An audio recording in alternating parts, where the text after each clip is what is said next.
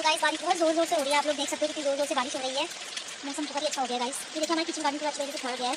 तो ऐसे बारिश में मुझे कुछ खाने का मन हो रहा है, बहुत स्पेशल चीज़ जो देखते क्या बनाते हैं। तो गाइस ये मक्के जो हमारे खेत के ऑर्गेनिक मक्के हैं, तो बोले कि ये लास्ट बैच में मक्के हैं, बस इनको बात करके हमारे खेत की और अच्छे मक्के और batch of corn in our garden. तो this was the last batch in our garden I think. इसके बाद सब खत्म हो चुके हैं कॉर्न। देखिए काफ़ी ज़्यादा अच्छे से लगे थे। तो चलिए अभी इन्हें हम लोग कुकर में बॉईल करते हैं।